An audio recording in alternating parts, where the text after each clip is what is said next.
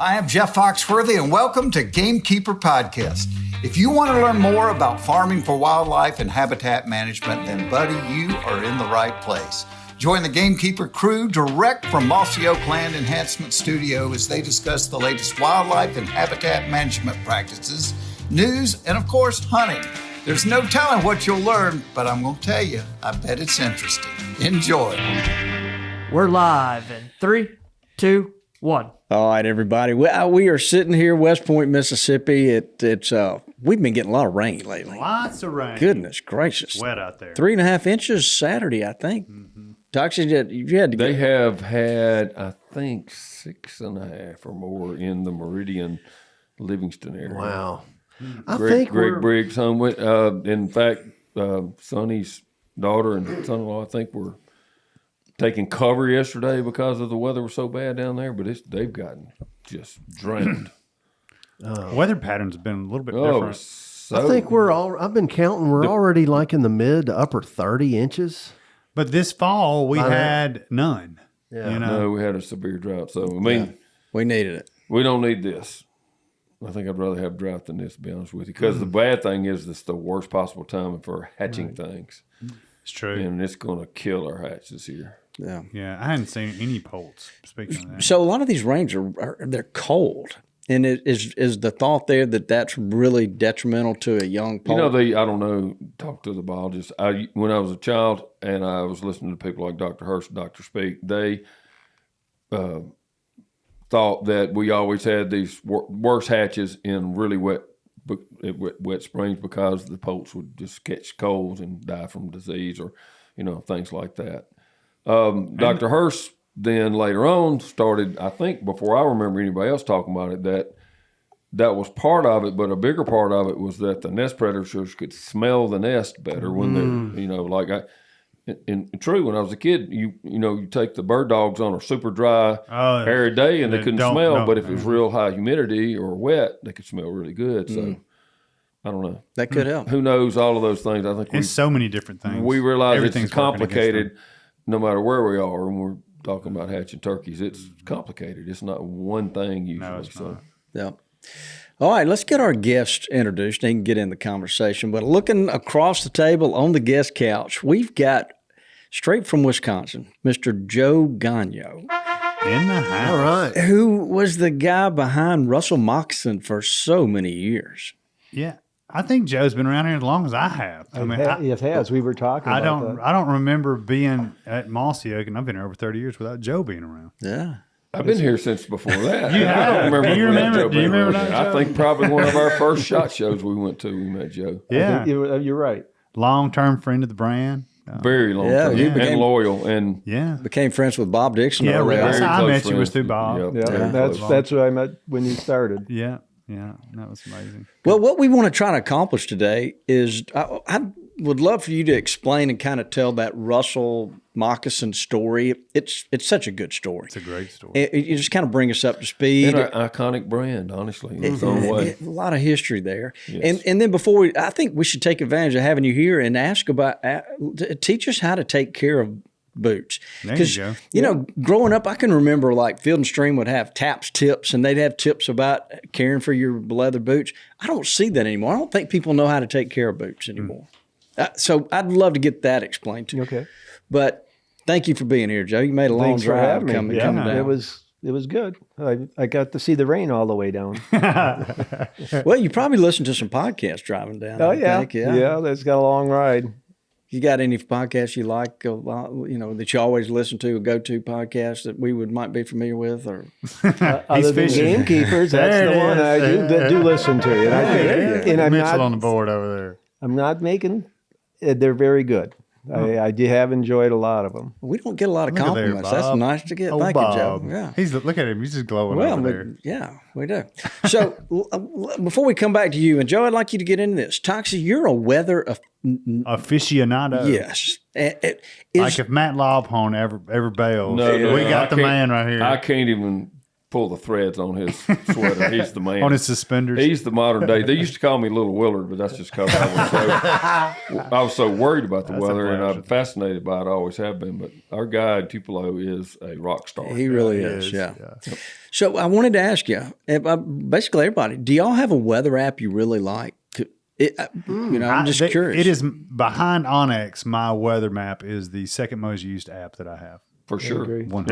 Yeah, but do y'all have? Is there one that y'all like? I do. I have one that I like. I have not broken down. Toxie gets more information than I do. I mean, I don't think I have the best one. I tell you, Neil is, because he's so interested in like marine things and fishing offshore and all, but he's always educating me on what a good one is, So don't you use NOAA or something? I don't even have Noah's one all that of I pay Noah's stuff's for. good, and Telecast is one I had from forever back. It's kind of changed, but I still can just hit a button and there's your 10-day forecast all the time. I use Storm. Yeah, is that I've heard that's a good one too. Yeah, I like Storm. I like it because of the radar. It's Windy. I've tried a new one. There's one called Windy that's really good. Yeah, I've got Storm on my phone, but I don't pay extra for all those special features. They got me. And then What about you, Joe? Just use the local channel 2 up by Green Bay that I use because I can put in any city I want it, and they'll give me the notifications and stuff like that. In fact, that's why I put it coming here. I just put in, West Point to see what it was supposed to be like. And I use it a lot every day. Can y'all remember back? I mean, go back in time 30 plus years ago, and you would hunt and you would wonder if it was going to rain. Yeah. Where's these? But now you can sit in a blind and you can say, well, I got another 20 minutes here or whatever. It's really precise. It really is. But before, they had a broadcast radar on all, I call it, country cable is what I call it, broadcast TV. And there was always a channel on there where you could see the radar running, but I think that's gone too now. Yeah, because it's that was like every 9 minutes. Yeah, they did that. Well, you'd see it running. Yeah, That was the Weather Channel. close And enough. then I like it wasn't the Weather Channel. It was like the local radar. Your local. Maybe I was the only one that had an antenna for TV. You probably had cable in Jackson. No, sure we he had did. rabbit ears. No, you had I wasn't cable, allowed to have whatever, cable. Whatever. Yeah, Dudley was born on third base. What about this Precip app that shows you the accumulation of Yeah, precipitation? I do enjoy that. Yeah, I've got that as well. And I don't have anything to compare it to know, but it feels like it's pretty accurate. I've got one bookmark that Toxie sent me that's like the accumulated rain over 24 hours, but the precip thing's pretty cool. I've got a rain gauge at my little place, and every time I go check it, and I put it in my notes on my phone. Look at you. So I'll Very know cool. what kind of... Yeah. You can estimate your annual rainfall? Yeah. So I don't know the name. I might could look it up on my phone. There is one David Hawley sent us, and it's for ag use. Oh, it's fire. But you can go in and like name places on your property. They have a map, and so just like polygon amount? Yeah, and so you could this food plot, that food plot, 5 points, whatever names on your property, your food plots, and then anytime we have a big rain, you pull up and it tells you current rainfall. And it's like up to the minute. I think that's that Precip app. Yeah. That's what. You wonder how accurate that is, though. I don't. I just look at it. According to the Challenge numbers I've everything. taken on my, little tube that the water goes in, this Precip app always says that it rains more Then it actually than my does. regular rain gauge. Huh. So All right. Well, Wait, we'll talk about rain all day. So. we You're can't. right. I just thought field view. Field view, It's called okay. Oh, that Field makes view. sense. It's supposedly the cat's meow for like farm Yeah. stuff. And Well- Onyx has got some pretty good weather stuff on it, too. Oh, Onyx is awesome. Yeah. So I tell you what, we're kind of working on. Nutrient has its own weatherman, and this guy What? predicts weather patterns across I'm the telling you, world. they are everything to do with everything. growing And things. this We guy's need to amazing. talk to this So guy. His email, I get his weekly email, and it's about 3 pages long. So he's helping farmers know what to I expect. mean, how smart is that? How smart can these people be? Well, I think that's pretty brilliant right there. it is. Well, And and- so I'm working on getting him as a guest to come help us understand weather a little bit better. And I think in Mississippi State, one of the leading meteorology It is. schools Mhm. in the If country. you look at when you watch the Weather Channel and see Not some Auburn. of the, like Wolf Reynolds, the famous Weather Channel guy, he went to Mississippi State. A bunch of those famed meteorologists went to Mississippi State. How about Yeah, I that? know. Florida Like State, Mississippi State. You can tell Richie's not on the board today. He's blowing away. Mitchell's over there. He's like, He doesn't get it. All right, Joe, let's look at you. Yeah, we've known you a long time, but take us back in history. This company, so many people love Russell Moccasins, Russell boots. They are just iconic.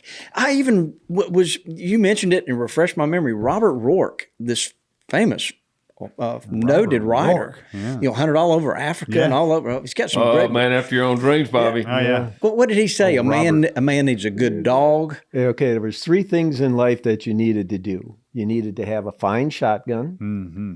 You needed to have a pair of Russell boots, and you needed to train your own dog. That was the 3 things in life. I'm good. I'm good. I'm good to go. I'm working on the dog end of it right now. I love the dog thing. Trained well. Yep. Yeah, yeah. You're going to have fun this summer with that puppy. Yeah, especially with all my time.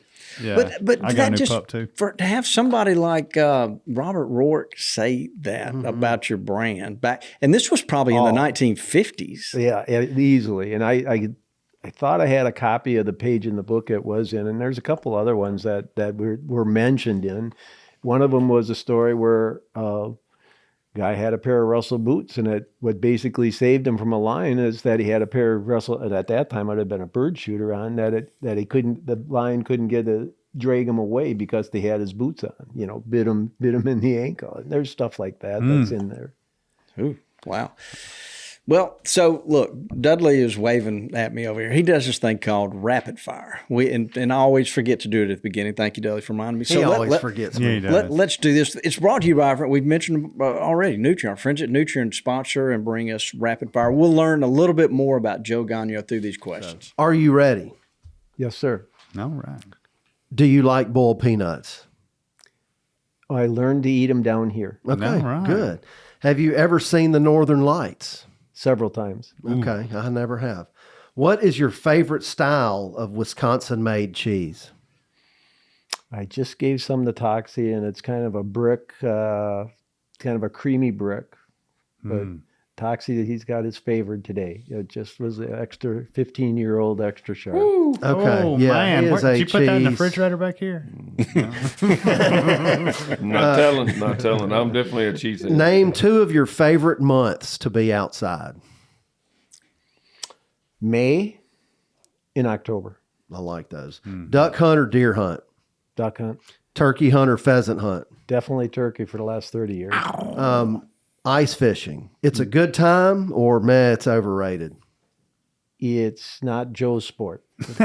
Do you have any customers who own more pairs of Russells than Jason Hart does? Yes, Joe Gonyo.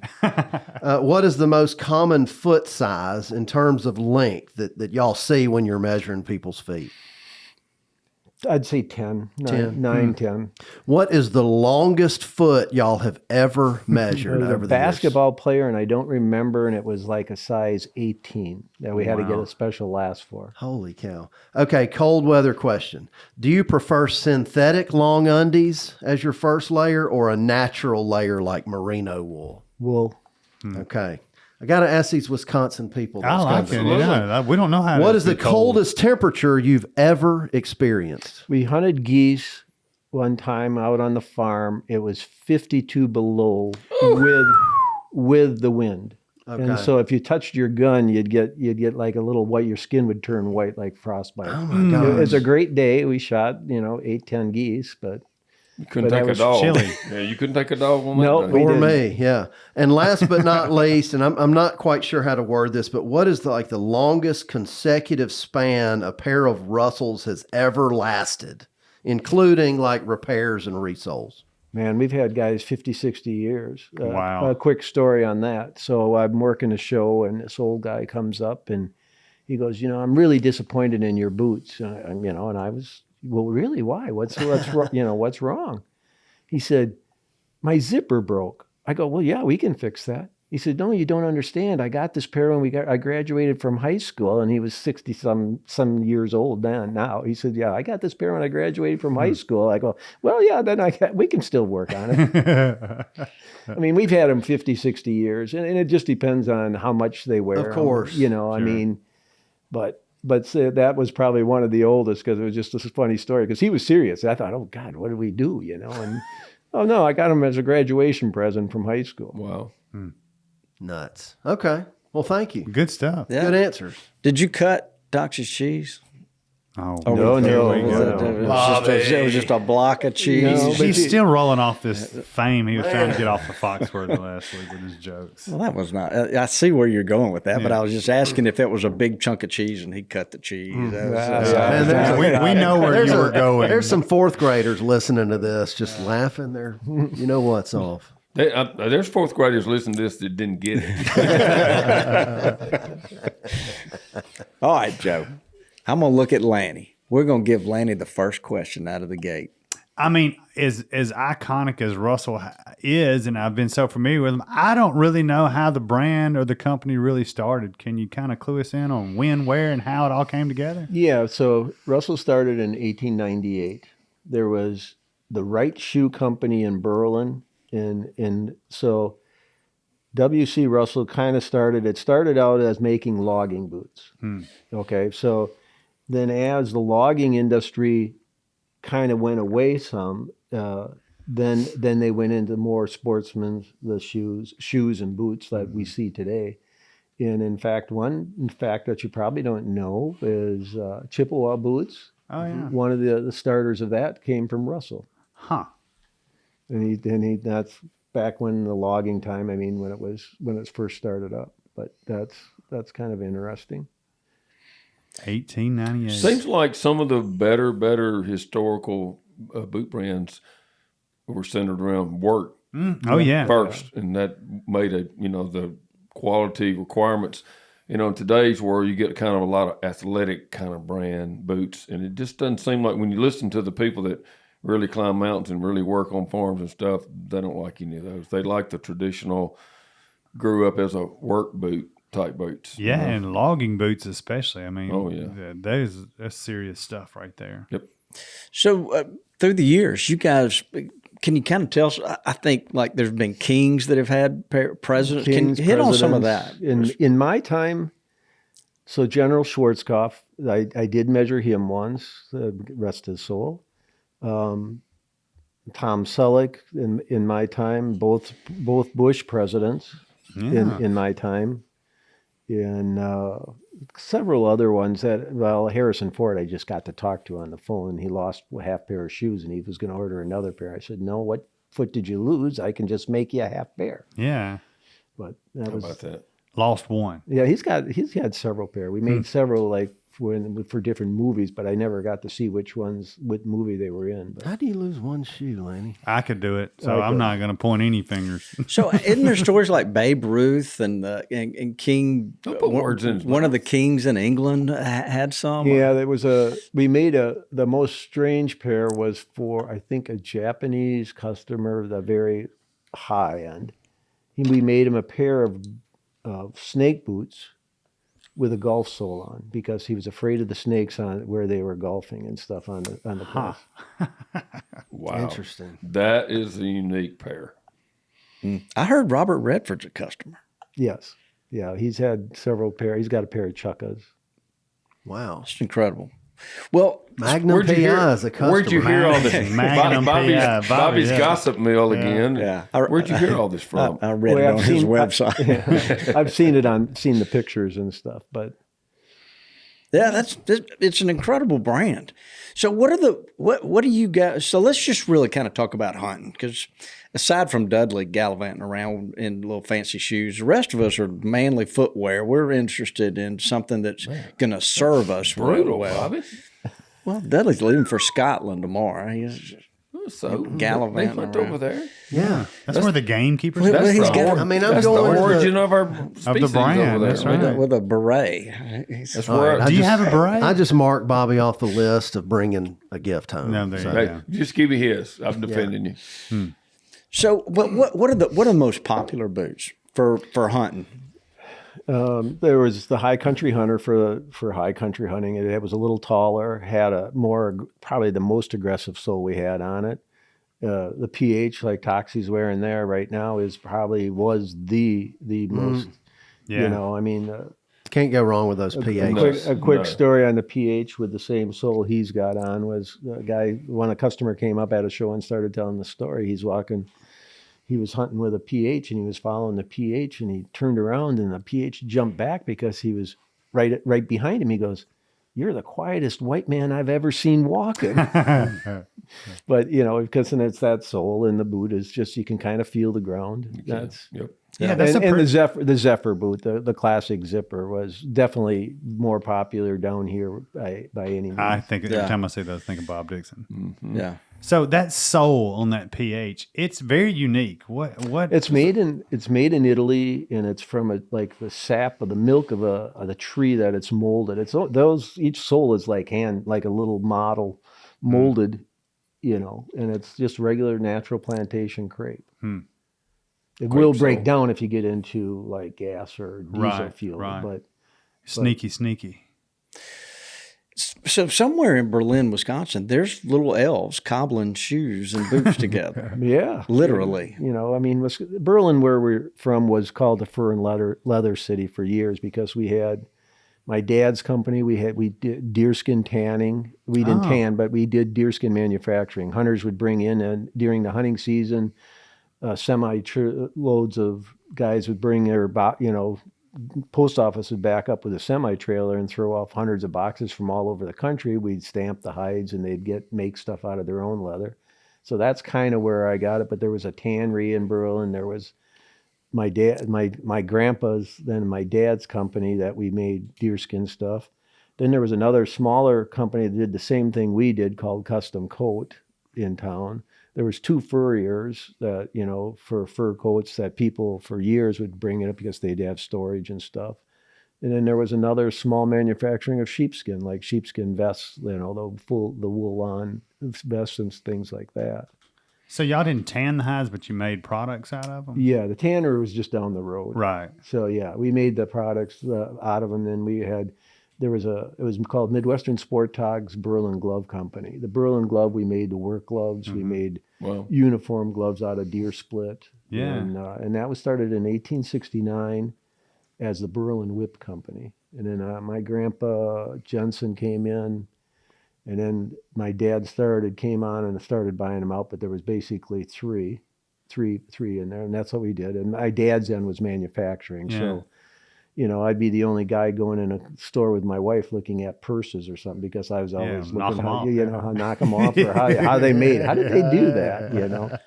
Purses. That'd look good in deerskin. That's right. Yeah. It's interesting how you guys have always worked around leather. And it seems like a lot of other more modern boot companies have gone with synthetic versions to make a more modern boot. But y'all have stayed with leather, and it sounds to me like you really understand leather. Your family. It's the natural fibers of the leather that are the molding and the longevity. It's just the way. I mean, deerskin is totally different than a cowhide because if you wore a calfskin shooting glove in the cold, it's colder because of the fiber structure goes more like this across. In deerskin, the fiber structure is different. Huh. So, to me, I'll guarantee it. If I gave you just a pair of deerskin dress gloves to wear for a shooting glove, it'd be warmer than the calfskin because of this fiber structure. Interesting. And that's the fiber structure. That's why they can take calfskin so light versus a deerskin weight-wise. They can't. It's because it gets to be you tear it too easily. If I got called on by the teacher Bobby down there, my first question was like, what are all the different leathers? You just touched a couple, but there's quite a few that I've seen y'all have new stuff. And what are the differences? And I guess from the thickest, toughest, roughest to the whatever thinnest, most comfortable, what are the different ones? A lot of it will do with the weight of the leather. We use your boot is probably 5 to 6 ounce leather. The snake boot, when it first originally started, was 10 ounce bull hide. It was tighter now. It's probably 8.5. You can't find the 10 ounce and work with it, but it's about 8.5. 8.5 ounce. In the different leathers, it's in the tanning, but makes it soft though too. I mean, you can make a leather. So as you're getting at is the manufacturers, the big manufacturers will take a cowhide and toggle it out stiff. I need, at Russell, you need to have the leather to have some stretch because that toe seam is all hand lasted. I mean, it's hand lasted and glued up and then tacked around. So you still I need some stretch in that to make it pliable and workable. And you can make some leather that's like iron, you know. And that's all in the tanning process. It's not. Yeah. Is it how old the animal is, or No, because we get some. You get like Cape Buffalo. To me, was a real tough leather. I bet. You know that it would be. You could take it thin, and it'd be really a long lasting leather. You know, you can tan just about anything, and they tan frog skins. I haven't ever made a shoe out of one, but I have seen them that they make novelty little stuff out of frog skin. yeah. Wow. Interesting stuff. Yeah. Very interesting. So if you had to pick one leather to work with for some hunting boots, Well, it's a cowhide, but the Pecos leather, you know, like that leather, it'd be like it's more of an oil tan. You know, the Pecos is a little drier and it's got better waterproofing, impregnated with waterproofing versus the oil. The oil, that's what makes that comfortable, is that it's got that oil in like your boots you're wearing. You know, it's just a comfortable. That was always the thing to me. They measure your foot and you're already way down the road of comfort. But then these boots, like you had told me, just, you know, wear them, get them soaking, wear them in the pond or get them super wet a couple times, let them dry out, do it a couple times. They kind of shape through your foot. And sure enough, because I've got a really wide foot. Like when I was a kid, my mom would like triple E shoes for me. I had really wide the front from like just inside my toe, right behind my toes from side to side. It's really wide.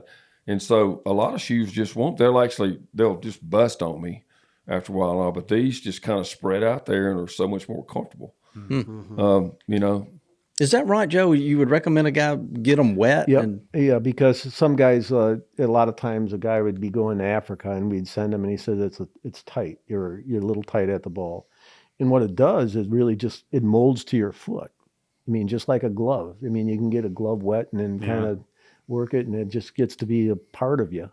Yeah, he told me to get it wet, really, really wet, and then but wear it around enough. Just don't stop before you get blisters or anything from wearing a wet boot, and then let it dry out completely, and do that a couple of times, then oil it.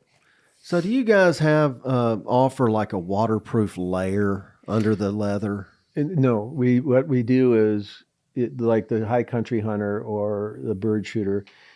There's 3 layers of leather. There's the molded sole, which again that wraps all the way underneath your foot because that's the moccasin construction. Right. And then you have the vamp of the boot that goes underneath.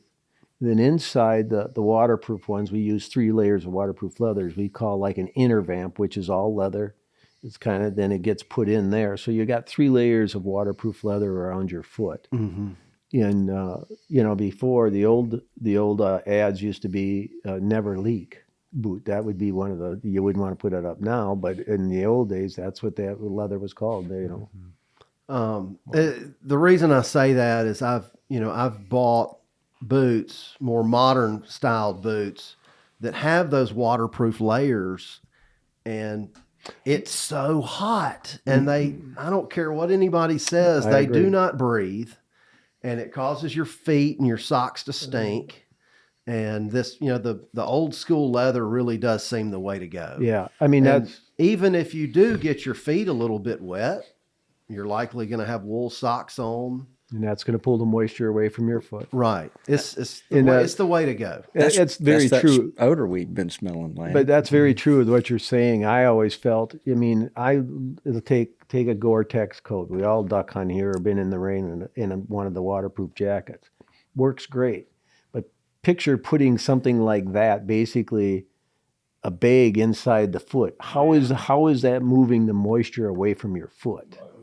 And that's what I mean, I'm not anti it by any means, but I'm with you. It seems to be hotter. My foot sweats more. And then my feet get cold quicker because, footwear is so important to, how we hunt. So like if you're going on an elk hunt out west, you really need the right footwear to traverse those mountains and stuff. Well, a guide once told a friend of mine, he said he was going sheep hunting.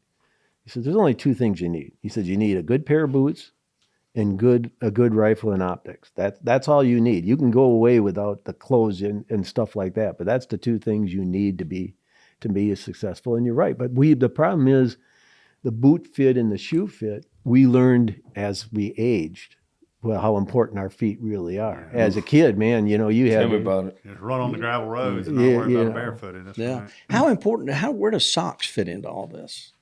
The socks, I think, come in for me as I still would wear if I wore socks. I'm kind of the Miami Vice look with no socks on. You and Dudley have a lot in common. Don Johnson over there. And socks for me is still the merino wool. I mean, even in the summer. I mean, when you were talking getting wet, I mean, I've gotten wet with wool socks on and the right wool. And you just keep walking. And it pulls it away. It's an amazing fiber, I will say, because now that we're making stuff, and you can get it from us, merino wool, but like the hoodies, and then even like underwear and stuff, and they're really, really thin. It's just as soft as any material you put on, but it does make a difference in the cold. It's crazy, but it doesn't get really, really hot. When you wear it in more temperate. Yeah, the whole vamp thing is interesting to me. I've obsessed over the website for several years, and a lot of people I don't think understand that. There's up to 3 separate layers wrapping around your foot. Is that Correct. Like the one that Toxie's wearing's got 2. He's got the molded sole around the bottom, and he's got the vamp. I have a single vamp. This is just a casual shoe, dress shoe. So, Joe, correct me if I'm wrong, but you've been retired a little while now. November 1st, I was done. Are you enjoying retirement? Yes. My grandpa always told me that we got it wrong. We should work. We should be retired until 65 and start working at 65. Yeah, this spring. This was the first. This spring, guys, it is worth it. I had probably the best May turkey hunting. It was the first time in my life I could say, Deb, my wife, asked me, well, what are you going to do today? I said, honey, tomorrow's Saturday. I don't have to hunt weekends anymore. That's right. That's right. Yep. I mean, no, we had a lot of fun. I do for enjoy you. it. I mean, that's awesome. You look relaxed. I do. I mean, I don't know how to explain it, but this month was great. I got to see 2 grandchildren kill turkeys. Oh, wow. Come on. And that was probably, I told Luke, he didn't get the whole gist of it. I said, Luke, I watched your mother and your aunt and uncle, your 2 uncles be born. And I thought that was the neatest thing, but you shooting these turkeys, he shot 1 shot and got 2 turkeys. Come on. I like it. And it was just like, yeah, you've heard of that before, haven't you? I have heard of that before. But so it's been good. We had a lot of fun. A good friend of mine, Jim Camp, was was from Berlin. We've been friends since kindergarten, and he was up all month with me. We kind of hunted on and off and scouted. Quick story. My wife goes, where were you guys all day? I said, we were turkey hunting. Yeah. And she goes, oh, come on. And then Jim came, my wife cuts hair and was down the basement getting his hair cut. And she asked the same thing. She goes, no, Deb, we sat in the blind for 11 hours and BS'd and had a great time just turkey hunting. Wow. No place to be. No. How about that? Nothing like the springtime to renew the soul. No, you ain't kidding. It was great. So looking back in time, when I think about I'm asking. It looks like the most popular boot is like the professional hunter or the bird hunter. Yeah, bird South Florida. And if you're a bird hunter, you're familiar with these. They're just so comfortable. You can walk all day in them. But do y'all have a boot that a guy could? And down here, when it's cold here. But you could sit in a tree stand and expect to keep your feet warm.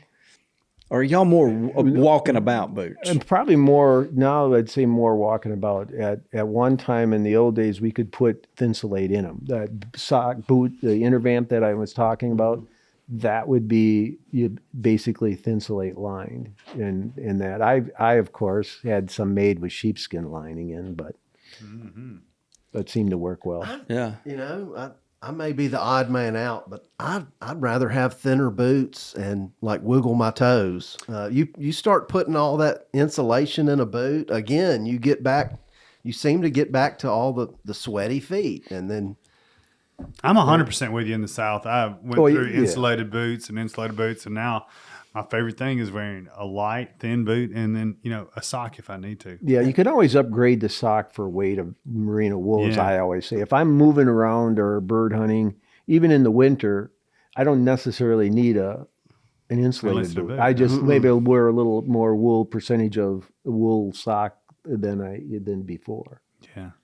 It took me a long time to learn that, but it's especially in the South. Well, when your toes are cold, hey, that is it's miserable. a long day. Yeah, it really is. So, well, my introduction to Russell was through some snake boots, and you guys at one time y'all made snake boot was a big part of what you offered. Right. I've always wondered, from a business perspective, did y'all have to have any kind of special insurance to be able to We did. sell a boot like that? Good question, Bob. We Thank you, we did get sued once by a guy who wore an all leather snake boot in something, and that was before my time that I happened to come across the paperwork, and I don't know what happened, but typically we did, and a lot of times the customers are the testers. I mean, I've had guys send me pictures of the snake biting down on the guy's boot, and you can see the venom and running down the boot, but it didn't go through. And so, I mean, the turkey hunters is a prime example. I had one guy that would step on snake heads, and not with as long as he had his boot, and cut the heads off. But he was one time coming out of camp, he said, and I just had his shoes on, and there was a snake at the bottom. He had to think twice because he was going to step on the head, and he didn't have his snake boots on. Yeah. Whoops. Well, did y'all have a method for testing boots? You do. They have a machine that they could test how the puncture proof of the turtle skin that we lined it with or the leather. But that was North American snakes, because there is no test for like Africa and things like that, because no one knows how many pounds per pressure for puncture wise. Interesting. Wow. It gives me a lot of comfort to wear the snake boots. I mean, it's just like it takes one thing out of your mind. You still got to wear when you're sitting down. You have to look where you're putting your hands and that kind of stuff. But I mean, if you ever go to Texas, you think about snakes. I can for see sure. you're scared to death right now. Just think. Well, these snakes give me the willies for sure. But there are. I don't wear snake boots very often. But when I need them, I know I can put them on. And that's a comfortable pair of snake boots. Yeah. Whew. What I always, it's one of the first times I could, because if you go turkey hunting, a lot of times you do a lot of walking. And it was the first time I could remember forgetting I had shoes on turkey hunting. Mm-hmm. And you're a barefoot kind of guy too. Very much so. Mm-hmm. Yeah. I'll tell you how comfortable they are. Well, talk to us a little bit about what do guys need to do annually to take care and make their boots last. Is there a process? There's when they get wet and dry, it does not hurt the leather. When you get in the mud and it's not hurting the leather, but what it does is when the boot dries, it's pulling the oils out of the fibers. So that's why your boot gets stiff. So what you're doing when you get them, and I use it as wetting, meaning that if I went through dewy grass for the day, I wouldn't worry about it. But I chased a turkey, but I jumped in the stream that was knee deep to sneak up. So it's soaking. So then after that, I just let them dry and then put oil in them, because you're replacing what's kind of dried out as you got wet. What kind of oil are we talking about? It can be. Neat I foot? don't like mink oil personally, because I had a pair of Red Wings when I was young, and I put it on there, and God, did they stink after a while. And that's just me personally. But I prefer Obenhoff's, because I think back then when we first started 20 some years ago at Russell carrying it, there's Picard's that's made up in Green Bay. It's a good waterproof. It's just a matter of if you put Obenhoff on a light colored boot, it's going to make it darker, but it's still going to protect the leather. Mm-hmm. And sometimes there's lotions you can put on that kind of keeps it the same color, but I'm not nuts about how waterproof it makes it. Do you need to warm them up before you apply it? No, they used to be able to use like a hair dryer or something. Right now, I would say if I did my boots after this hot turkey season, I'd put them out in the sun and just let the sun push them in. In the winter, when I had that, I put them on a peat boot dryer and let the boots get warmed up, and it seems to suck it in, and that's what you want. Love a good pair of boot dryers. Oh, no doubt. No, that's When's the last time you oiled your boots, Lanny? Have you ever oiled your boots? No. Toxic, you do. Which boots? Not these, because these I wear around. Yeah, I just don't think don't people hunt take care of their. But I do. No, they wear don't. like they I used to. just oiled some 3 weeks ago. There you go. When's the last time you oiled your boots? I don't know that I ever have. Mine look really. Well, they just make them more comfortable too. Yeah. the other thing is just what go back a little bit is boot dryers. I don't care with you guys being down here where it is hot, in wearing socks or not socks. Throw them darn boots on a boot dryer every night. I mean, I got 3 going at my house right now. I know a pair of rubber boots is on one because of the rain. And like if these, I travel with one when I was traveling a lot. I'd travel with a little portable one because I'd wear these at shows and then put them in there because the sweat is an acid. That's what deteriorates your boot even from the inside. That's when you see it get dry and rip around, bite right at the ball and that like on a single vamp because it's that sweat, wet, dry. You know, but every day, just throw them on the dryer when you get home at night. And and no matter if you're wearing Russells or if you're wearing any of them, it's going to take the life of your shoes longer. And it keeps them from stinking. Yes, yeah, it does. It does a really good job. Yeah. So what is Neat's foot oil? Is that just a brand? Just or is a that, brand oil that it is. I mean, Neat's foot's more like liquidy. it's more oil, like an oil versus the paste like Obenhoff. Right. Going back to the snake boots, is it? I'm not sure you answered my question, but was there a special insurance policy y'all had to ensure that if you No, sold that was just product liability. But it was that I know one time we did get sued because a guy got bit. and it went through the boot? Yeah, and that was a all leather snake boot. And that was, again, before my time. I don't even remember, but I know it was. But otherwise, we never did. We had tested. It had to be pretty rewarding to have customers send you Oh, photos and yeah. say, "I got struck by a rattlesnake and your boot saved me." Yeah, and several times. I mean, more than I can count. That the guy either struck up here and it just kind of bounced off, and then he felt that the hit, but that was about it. You ever been struck by a snake, Toxic? No, but I've been so close. I have. I've been struck at, Yeah. but not hit. I bet Yeah, I've we've been all struck been at. struck at and just don't even know it as much as we've walked in the woods. I don't have. To, I wouldn't doubt it. I wouldn't have to worry about that in Wisconsin. There's most stakes you can pick up in Wisconsin. Yeah, no, it happens. Here. Not here. I've been chased. Yeah. I just in the last few weeks, I've been seeing a lot of people talking about seeing big timber rattlers laying in the hadn't crossing seen roads. anything. Well, you had one over there at the Ponderosa, didn't you? No, that was I got some friends in south of Montgomery, and they're I knew you weren't working on yeah, the weekend. I don't know what I was thinking. but they encountered a couple of big timber rattlers. Didn't kill them though. You know, No, not. well, I mean, I think some people, I know some people feel that way, but yeah. It just depends on that where they would- are, in my opinion. I would not Where be you run one of into those them. people. Yeah. It depends. It depends. I agree. Yeah. It depends. Joe, if you saw a big rattlesnake, what are you going to do? If I'm down here in your area, I'd hope that I'd have a 22 with a bird shot in and shoot it. But we have Wisconsin timber rattlers up by us, and I've seen them. But I've never, I mean, close. I think someone said you'd get bit, but you might get sick or not die from it. But I very rarely. I probably in my lifetime of being in the marshes, and then where I seen one was crossing a road, like you said. You know, I think y'all sell a lot of boots to the guys that quail hunt down in like South Georgia, and There's that a bunch of world them there. is rattlesnake central. And that's where we sold a lot of the pull-on ones.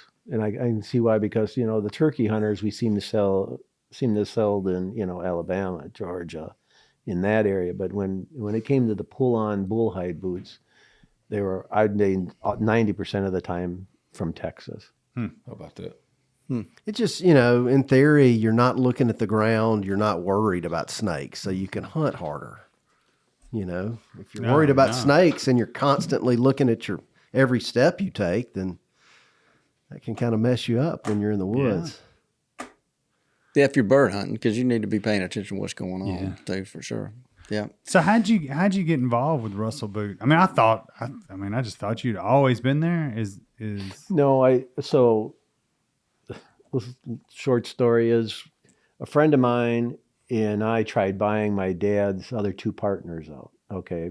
In So the deer products business. Yeah, the deer products. So then they sold it to another party. We worked for that party for a while. And as time went on, I still wanted to, and so I went to Russell, I went to Lefty and started talking with Lefty with the idea that down the line that I would possibly buy it. Yeah. So in the 10 years went by, or about 5 years into switching, and that's just across the river. I basically went. My grandpa sold. That's how I really got interested. My grandpa sold 4 Russells back in the early time. Okay. And then Grandpa and I started making shoes in his back room. Just like boat shoes and stuff. He'd do the sewing. He was a very good shoemaker. And then I just went to Lefty and asked him, because he was kind of by himself at that time. His father-in-law was aging and not there all the time. And so I came over and with the option of possibly buying, but about 5 years in, he said, no, the family decided to keep it. And I said, that's fine. And then I was there for about 10 years and then another 10 years later. Time goes by fast when you're having fun. Yeah, it does. Well, you would travel to all the shows and you measured a lot of people. And that was the thing that y'all would measure. A guy would measure and send those Super back custom, and somebody up there would cut and sew. And Yeah, and that's the other thing. All the boots were hand cut because she dealt with the measurements of the calves. I mean, I hate to bring up Hart, but I think Hart's calf was maybe like 18, 19 inches around. Hart's got some calves on. It was huge, but I did do a guy later, a few years ago, that had larger calves than him. I think it was a 22-inch calf. Wasn't Vandy, was it? No. He's got some big calves, really good calves. But that's what they have to be hand cut. So they're just Yeah. a metal pattern that they'd cut over, and you'd had to measure and add or take off accordingly for the fit. wow. You guys have contributed to a lot of people having incredible adventures in the outdoors, and because if you can not think about your feet and blisters and whatnot, you can enjoy things so much more. And I always, of course, believe that our shoes are very comfortable, but the main reason that it's being comfortable is that it's the moccasin construction. Yeah. Your foot's wrapped in leather. It's more natural versus a welted shoe where you're nailed right down, and this is what it is. Where the moccasin, like Toxie was saying, that it molds to your foot. It lets your foot be almost like being barefoot, really. It's somewhat, 100 and so, what'd you say, 1898? 1898 is what I can remember. So 127 years, something like that. Yeah. And I I'd just say it worked pretty good. Yeah, so like one of my big things and my mindset these days is like just kind of looking around at brands that span the test of time. They're not always like the 100%. biggest, most far-flung, dominant market share, year-over-year growth like this, blah, blah, blah, blah, blah. It has nothing. It's that, and I'm thinking about Russell as an example. It's like people paying a premium for a premium product, and then as time rolls on, you actually feel like it was worth that. Because many things you pay a premium for, actually you get down the road and you don't feel like it was worth the premium, and it kind of wanes your desire for that product or that brand. Yeah. And Russell is one of those that always, over time, because they last so long, they're iconic because people feel like it was worth the premium.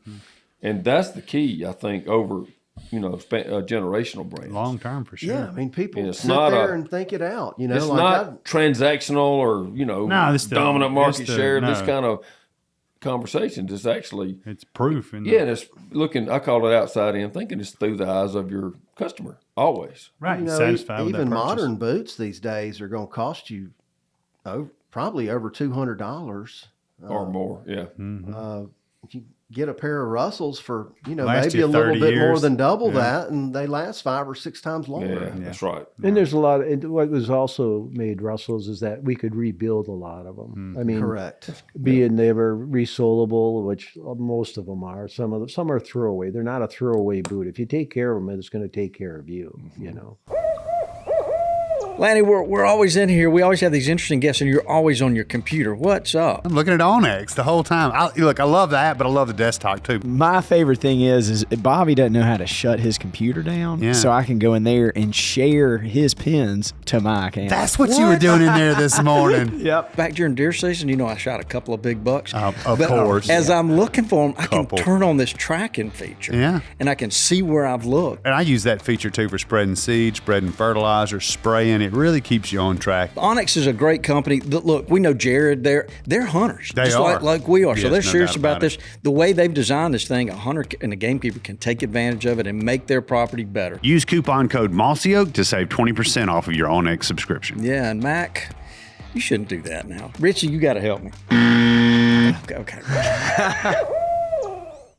So Joe, if you're a guy listening to this, you don't have a pair of them, and you're a bird hunter, would you? And you're a size 10. Would you tell that guy to get a 10.5 so that he can wear a little bit heavier sock? Or? My rule of thumb is that if you wore a 10, you'd wear maybe a half size, like a 9.5 in a Russell. Now, if you wore a Nike 11, you'd probably wear a 10. You know, just by measuring the people's feet and finding out what fits. And someone say, well, isn't there a standard? There's always a standard, but I can wear a LL Bean shirt or something, but I can't wear somebody else's shirt because it doesn't fit, even though there's a standard for shirts and jackets. When we were made jackets, there was always a standard you started with, but it doesn't mean how it is. It's just the last it's built over too. Well, I guess part of my question is, would you recommend they get them a boot a half size larger so that they could wear winter socks? No, I wouldn't, because there's still the volume in the boot last that we use. So it's different than the shoe last because it's more volume, inside volume. And so the heavier sock, I can wear a heavier sock with all of mine without any problem, and without really being tight or feeling uncomfortable. Yeah. What about if a guy's going out west? What does he need to look for? Does he need to look for ankle support, something that's tight on your ankles? Right. You can get away with hunting, and depending on the terrain. But if you're going in the mountains or steepness, I'm always want one, even if it's a 7-inch one. I want that ankle support up over the ankle, because a little higher. One guy, it was an Alaskan guide, that he wanted a pair of high country hunters at 14 inches. And I'm just curious. I said, well, why 14? It was a 10-inch standard.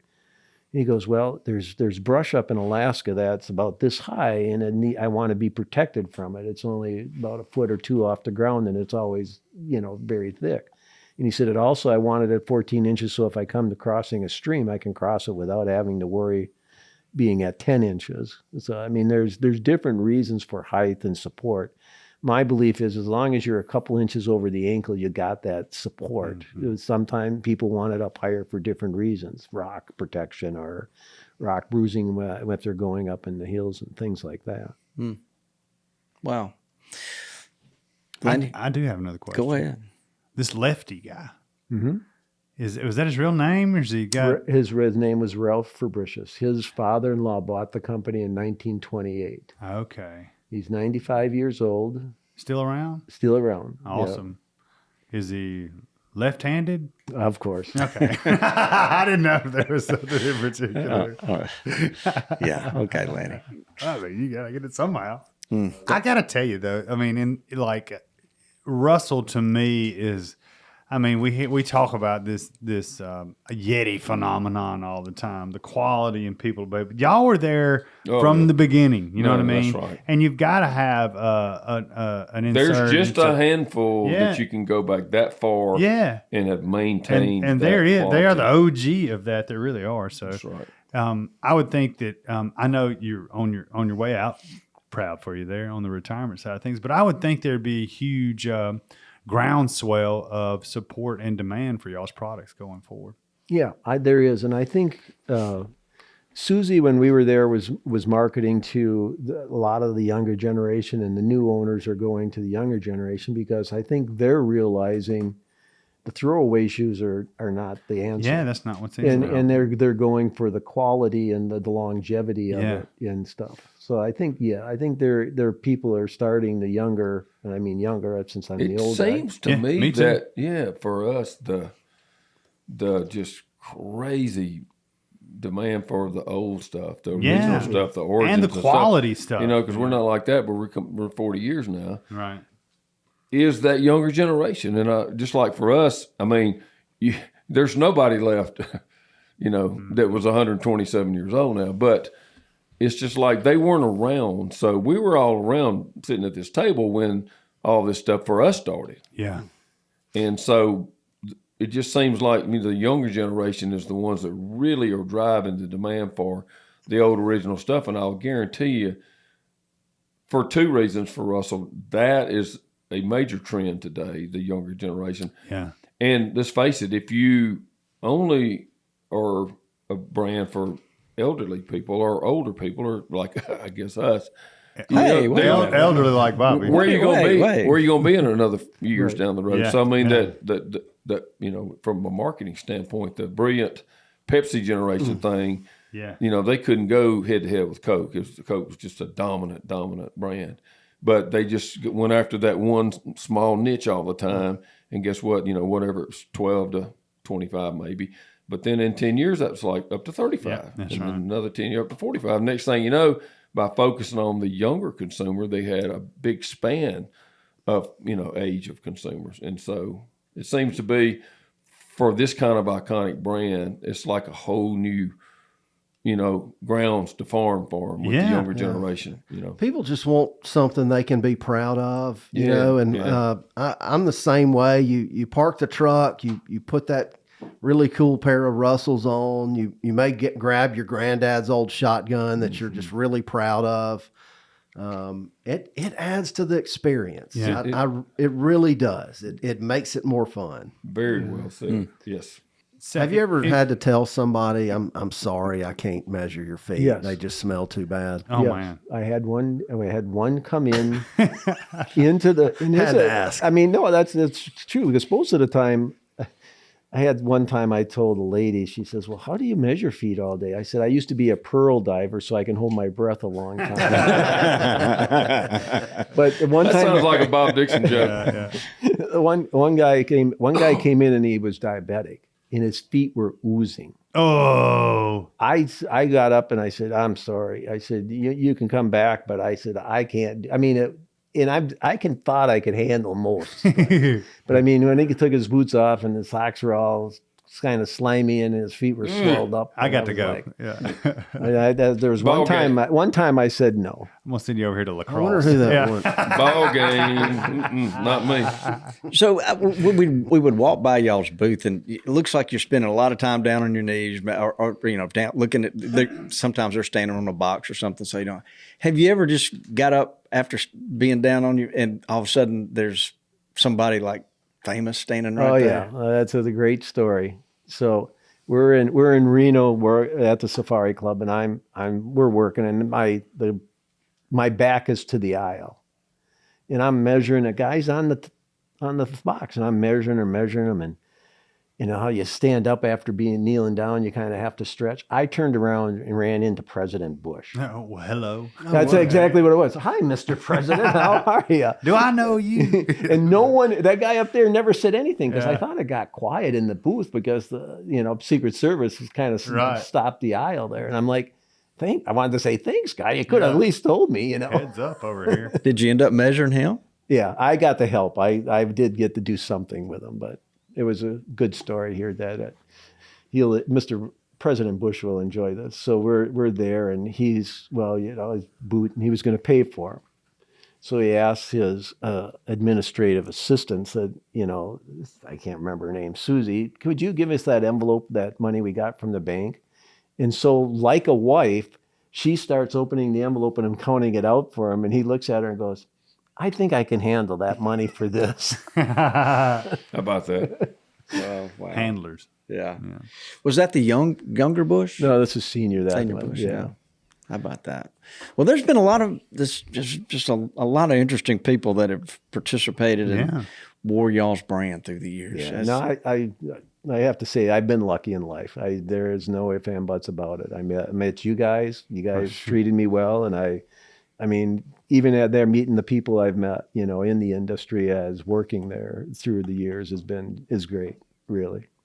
Well, you'll never find anybody say anything bad about him. No, he's No, a great guy. and I mean, there's the lesson learned for life from Joe's. Like, man, handling in such a way to look back with a heart of gratitude for all that, because he exemplifies long-standing, loyal friend. And Yeah. so, you know, it's funny. It's kind of a sidebar.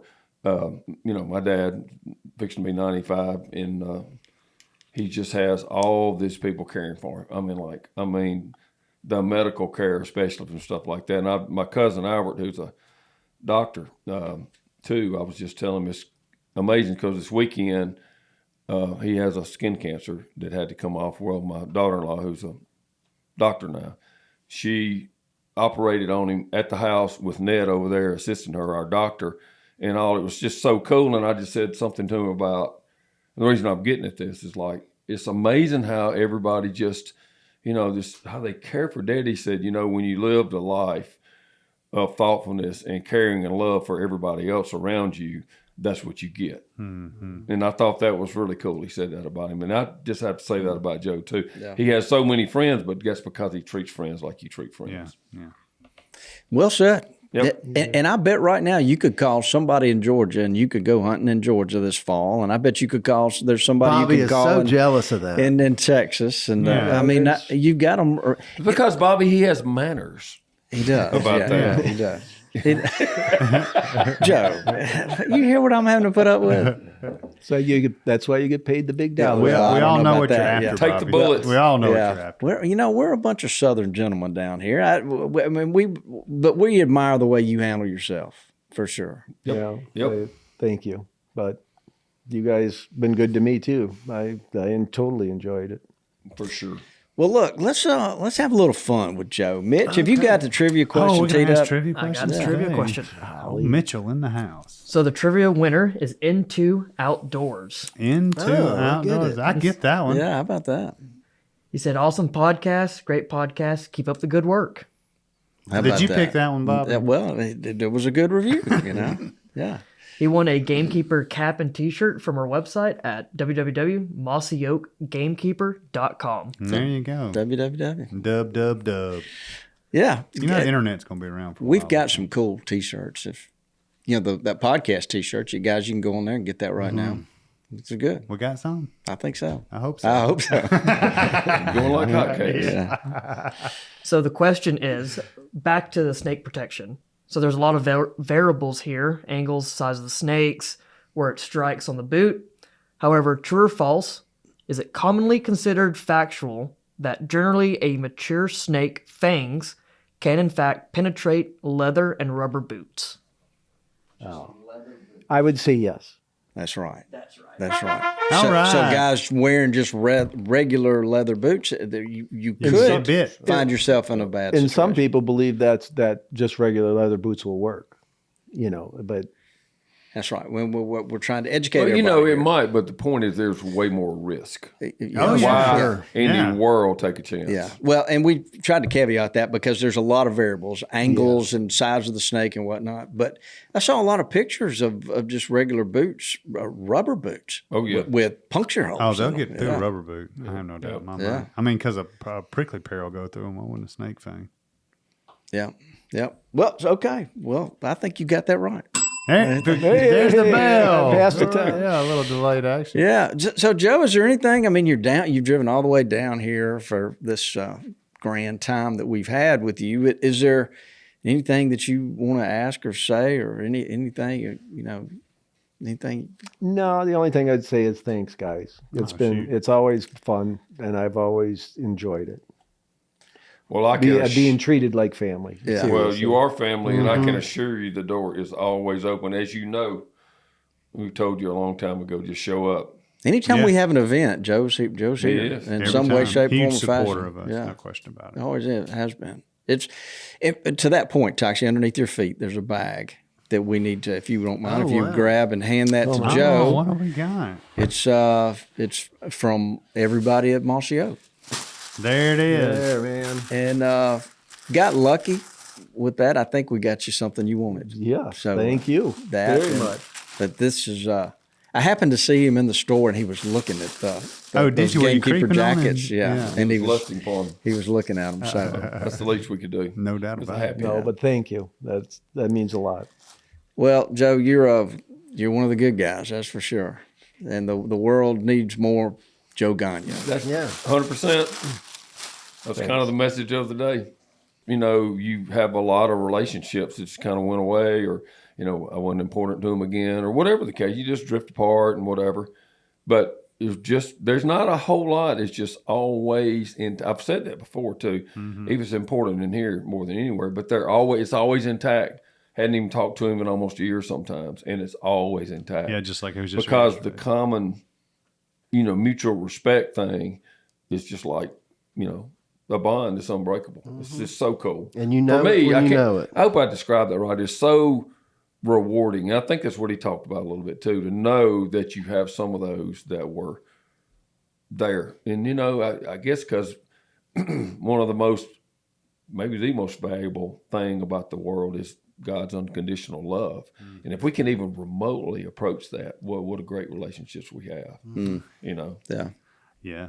that's good. Laney, that's some heavy stuff. That's heavy. That's heavy for sure. Yeah. Something to aspire to. We'll never get there, but that's what we should aspire to. Before we close out, is there any tip, anything that you can help a guy that's got leather boots that I wish everybody would do this? Is there something like that? I seriously believe boot dryers, guys. I mean, I don't care if you wear Russells or if you wear Japanese shoes or wherever. Dry your boots every night, because it will longevity of any shoe, it will keep it, and it keeps the odor down. But just dry them. There you go. Never knew that. Yeah. Is kangaroo skin still something that's in play to people? Yeah, it's a lightweight. The fiber, again, go to the fiber structure of the kangaroo is nice because you can take it very thin and it still holds the strength. Like if you take deerskin very thin, it'll tear like paper ultimately. That's why the calf skin gloves can go so thin, and that fiber structure is the way it is different. You're not, not cutting it. It's interesting that the different skins have. That's what I was, fascinated with. Yeah, that really is. Kangaroo. Cape buffalo. Elephant. Elefante. Got elephant on. There you Look go. at there. Look at there. Wow. How about that? All right, guys. Well, I'm looking around the room. I think we've exhausted all the questions that we had down here. Let's go get our boots wet in the rain. There you go. There's plenty of water out there. It is. Yeah. Well, Joe, we hope you travel back safely. Tell your wife we said hello. I sure will. Travel with those dogs carefully. But 8-week-old puppies traveling, that's a long. Oh, that's the best road buddy on the world. Well, once I get rid of the other one, mine will be on my lap driving with me probably. What is he, black or yellow or what? Guess what his name is? Bobby. Yeah. Lefty's Russell Boots. Boots will be his name. His dog. Boots. Love it. Perfect. That is so cool. I had a dog named Boots. I should have remembered that. Dudley's got a cat named Boots. Oh, you didn't even remember that? Well, in the warehouse, yeah. A new cat. We got a new cat. So what kind of? Is he? new He's black. He's a black lab. Yeah. That's the way I like them. That's right. Like Old Forest. Boots. Boots. Yeah. And Old Doug. Boots. I like the multi-name, the multi-dog name, and Yeah. then you just abbreviate one of the names. Right. That's what it is. That's I thought you were going to say Goose. Lefty. well. That's what Susie said when I text Susie. Susie is Lefty's daughter that I worked with. It was at work. I have a work wife, and I have a wife. Yeah, And so Susie I texted her, I says, yeah, I'm going to name the new dog Lefty's Russell Boots. And she says, you brought tears to my eyes. Yeah, there's some cool YouTube videos about, the whole Russell life. And I think Susie is the one on there. Yeah. How about Good that? stuff. Well, Joe, we can't say it enough. We appreciate all that you've done. Don't be Yeah. a stranger. Now that you're retired, you got more time to come down here and go. You need to get a summer home down here. Yeah. We Be go, He already has one. Couple of them. yeah. we can go turkey hunting on Bobby's stuff. The That'd be great in the snowbird. spring. You can be a snowbird now. Yeah. You know, there's some property around here, like 2,000 acres. And when we were going to lunch, she said, "Reckon what they're asking for that 2,000 acres." So, Hey. Joe, Yeah. I know where he's talking about. Let's go get get it. My CFO at home of the corporation, I don't think she's going to go with that. Even though it's less than farmland up by us. That's a going lot for, less. Oh yeah, a lot less. It's going up though every seems day. Expensive. That's down going here, up for but, 10 grand at. I know that property. It's I crazy know where what's you're doing talking about, and I've spent a long time on that property. Yep. You know it well. It's still even it seems high. It's a good purchase for somebody. I'm gonna tell you what is high. And They ain't now as it making. goes up They every ain't day, making not bottom. compared to the rest of the world. not compared to the rest of the world. They're not really. making river bottom anymore. Let's not talk about it anymore. We don't know to lead people to know what the value of land is around here. That's right. All right. Leave it Okay. alone. Yeah. Joe, thank you so much. I'm looking around the room. Mitchell, is there anything else we need to do? I think we're all good. You think we're Mitchell all good? own the controls over Yeah, there. yes, that's he might right. keep you in check. Why don't you say goodbye, Dudley? Goodbye, Dudley. Get us out of here, Mitchell. Here it is. Thanks for tuning in to this week's episode of the Gamekeeper Podcast. And be sure to tune in again. Subscribe to Gamekeeper Farming for Wildlife magazine and don't miss the Mossy Oak Properties Fistful of Dirt podcast with my good buddy, Ronnie Cuz Strickland.